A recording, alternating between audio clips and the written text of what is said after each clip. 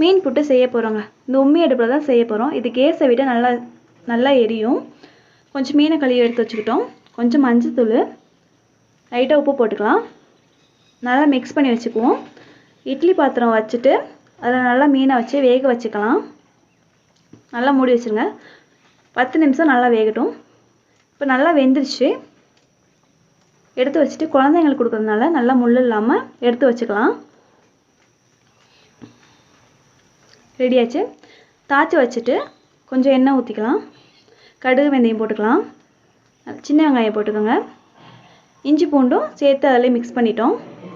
நல்லா மிக்ஸ் பண்ணி விட்டுக்கலாம். நல்லா வேகட்டும். கருவேப்பிலை கொஞ்சம் போட்டுக்கலாம். 2 பச்சை மிளகாய் போட்டு நல்லா வதக்கி விட்டுட்டோம். மீனை போட்டுக்கலாம். நல்லா போட்டுட்டு நல்லா வதக்கி விட்டுக்குவோம். நல்லா வேகட்டும். நல்லா மிக்ஸ் பண்ணிக்கோங்க. இப்போ தேங்காய் திருவி வச்சுருக்கோம், அதையும் போட்டுக்கலாம்.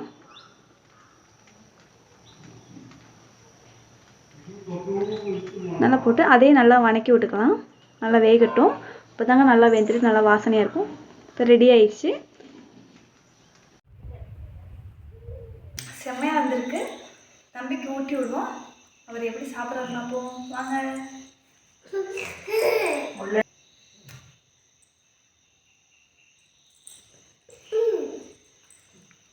நல்லா இருக்கா சாமி? தங்கம் சூப்பராக இருக்கா? நல்லா இருக்கா? நல்லா இருக்கு போல. என்ஜாய் பண்ணி சாப்பிட்றாரு. நான் கொடுத்து பார்ப்போம். மீன்